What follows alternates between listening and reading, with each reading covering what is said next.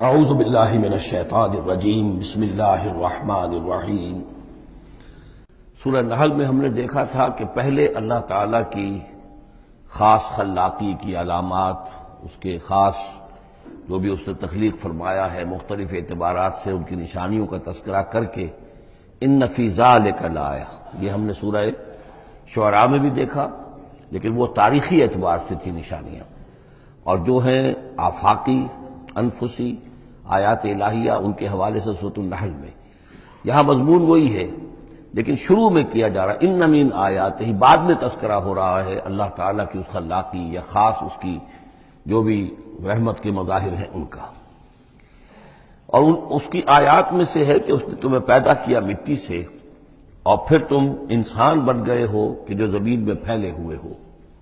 ومن آیات ہی، اس کی آیات ہی میں سے یہ ہے ان خلق لکم من انفسکم ازواجا، کہ تمہارے لیے تمہاری نوع ہی میں سے تمہاری بیویاں بنائی، جوڑے بنائے، لتسکنوا الیہا، تاکہ تم ان کی طرف سکون پکڑو، وجعل بینکم مودۃ ورحمہ، اور یہ کہ تمہارے مابین ایک دوسرے کے لیے محبت اور رحمت پیدا کر دی۔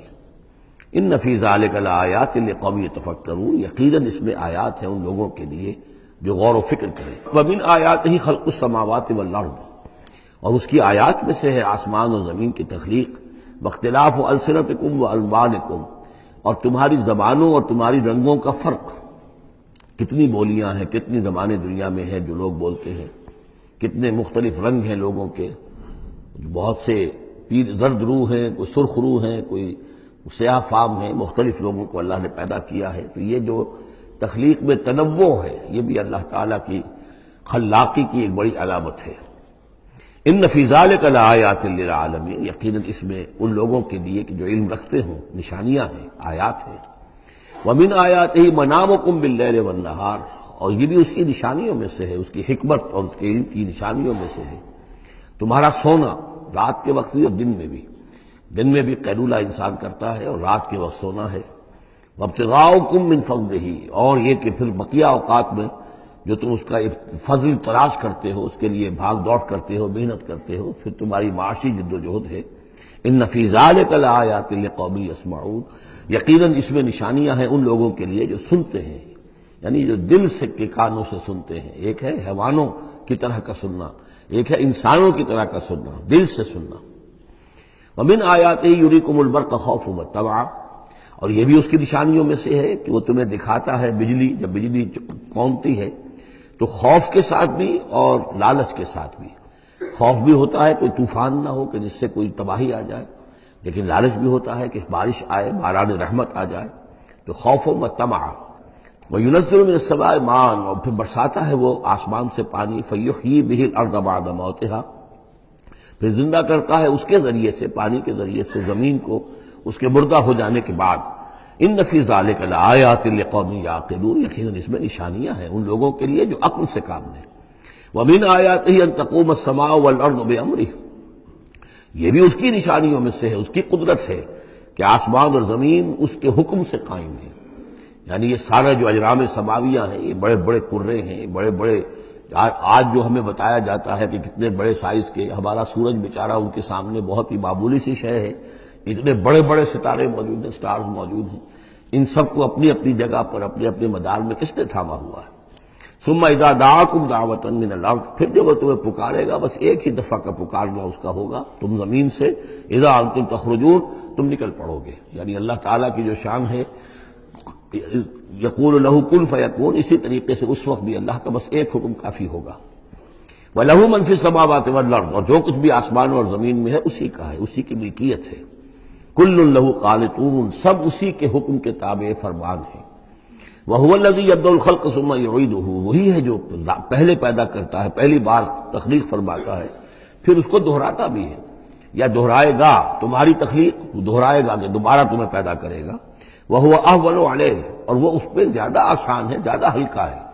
یہ بات پہلے بھی عرض کر چکا ہوں کہ قرآن یہ دلیل لاتا ہے کہ کسی بھی کام کو پہلی مرتبہ کرنا مشکل ہوتا ہے، دوسری مرتبہ کرنا آسان ہے۔ ایک مرتبہ کیا ہے، اس کی جو مشکلات ہیں اس کو اس نے حل کیا ہے، دیکھا ہے، یہ ہمارا تجربہ ہے۔ پہلی مرتبہ کوئی کام کرنا مشکل ہوتا ہے، دوسری مرتبہ وہی کام کرنا نسبتاً آسان ہے۔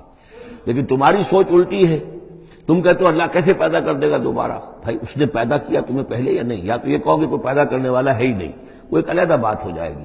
لیکن جیسا کہ آپ کو معلوم ہے کہ جو اہل عرب جو مخاطب اول تھے قرآن کے، وہ اللہ کے منکر نہیں تھے۔ ابھی ہم آیات پڑھ چکے ہیں، وَلَئِن سَأَلْتَهُم مَّن خَلَقَ السَّمَاوَاتِ وَالْأَرْضَ لَيَقُولُنَّ اللَّهُ، اگر آپ ان سے پوچھیں کہ کس نے پیدا کیا آسمان و زمین، فوراً کہیں گے کہ اللہ نے پیدا کی۔ وہ اللہ کو خالق مانتے تھے۔ تو اللہ نے تمہیں پہلی مرتبہ اگر پیدا کیا ہے تو پھر دوسری مرتبہ تمہارا پیدا کرنا اس کے لیے بھاری کیوں ہو؟ وَهُوَ أَهْوَنُ عَلَيْهِ، بلکہ جو بھی اصول ہے اس کے مطابق تو اسے اس کے لیے زیادہ آسان ہونا چاہیے، اور ہے بالفعل وہ اس کے لیے آسان ہے۔ وَلَهُ الْمَثَلُ الْأَعْلَىٰ، اور اس کی بڑی بلند شانیں ہیں۔ اصل میں مثال کا لفظ استعمال ہوا، مثلا ان کی مثال، لیکن اللہ تعالیٰ کے لیے چونکہ کوئی مثال کا لفظ بھی استعمال کرنا زیادہ موضوع ہماری سمجھ میں نہیں ہے، تو اس کو ترجمہ بہتر ہے کہ شان، اس کی بہت بلند شان ہے۔ وَلَهُ الْمَثَلُ الْأَعْلَىٰ فِي السَّمَاوَاتِ وَالْأَرْضِ، آسمانوں اور زمین میں۔ وَهُوَ الْعَزِيزُ الْحَكِيمُ، اور یقیناً وہ زبردست ہے، کمال حکمت والا۔ ضرب لکم مثلا من انفسکم، وہ تمہارے لیے تمہارے ہی جیوں میں سے، تمہاری اپنی سوچ جو ہے اس کے حوالے سے ایک مثال بیان کرتا ہے۔ هل لکم مما ملکت ایمانکم من شرکاء فیما رزقناکم فانتم فیہ سواء، کیا تمہارے لیے جو تمہارے ملک یمین ہیں، غلام ہیں، لونیاں ہیں، کیا وہ شریک بھی بن جاتے ہیں تمہارے اس چیز میں کہ جو ہم نے تمہیں رزق دیا ہے؟ ظاہر بات ہے کہ غلام تو غلام رہے گا، وہ شریک تو نہیں ہوگا، وہ برابر کا حقدار اور اختیار تو نہیں رکھے گا۔ اس جو بھی آقا کا مال ہے اور ملکیت ہے، اس میں اصل اختیار اور تصرف جو آقا کا ہے۔ غلام تو جو بھی اس کو حکم دیا جاتا ہے وہ بجا لاتا ہے۔ فانتم فیہ سواء، کیا یہ ہو سکتا ہے کہ تم اور تمہارے غلام جو ہیں، تمہارے ملک یمین، وہ برابر ہو جائیں اختیار میں، ملکیت میں؟ تخافون کخیفتکم، کیا تم ان کے بارے میں بھی اسی طریقے کی سوچ رکھتے ہو جیسے کہ اپنے بارے میں اندیشے ہوتے ہیں، ایسا نہ ہو جائے، ایسا نہ ہو جائے، اس کا بھی اہتمام کر لیا جائے، اس اندیشے کا بھی سدباب کر لیا جائے؟ کیا جتنی فکر تم اپنے بارے میں کرتے ہو، کیا اتنی ہی فکر اپنے ان غلاموں کے بارے میں بھی کرتے ہو؟ کخیفتکم انفسکم، کیا نگہداشت جو ہے جتنی اپنی کرتے ہو ان کی بھی کرتے ہو؟ کذالک نفصل الآیات لقوم یعقلون، اسی طرح ہم اپنی آیات کو واضح کر رہے ہیں، تفصیل بیان کر رہے ہیں ان لوگوں کے لیے جو عقل سے کام لیں۔ یعنی یہ کہ باقی جتنے بھی ہیں جن کو تم نے چھوٹے معبود مانا ہے، تم خود مانتے ہو چھوٹے معبود ہیں، اللہ بڑا معبود ہے، خالق حقیقی صرف وہ ہے، تو یہ کیسے برابر ہو جائیں گے؟ اور کیسے تم نے یہ سمجھ لیا ہے کہ ان کی سفارش جو ہے وہ بائنڈنگ ہو جائے گی اللہ پر، اور یہ تمہیں اللہ کی پکڑ سے بچا لیں گے؟ یہ تم نے جو تصور کیا ہے خود اپنے اوپر قیاس کرو، تو کیا تمہارے غلام جو ہے وہ تمہارے برابر ہو جاتے ہیں؟ تو جو کہ یہ جتنی بھی تم نے گھڑ لی ہیں معبود اپنے، یہ بھی سب مخلوق ہیں، چاہے وہ من گھڑت ہیں تمہارے جن کی کوئی حقیقت ہے ہی نہیں، اور چاہے یہ کہ وہ ملائکہ ہوں یا انبیاء ہوں یا اولیاء اللہ، وہ سب مخلوق ہیں۔ تو اللہ کے لیے تو سب غلام ہیں، تو اللہ کے برابر کیسے ہو جائیں گے؟ صدق اللہ العظیم۔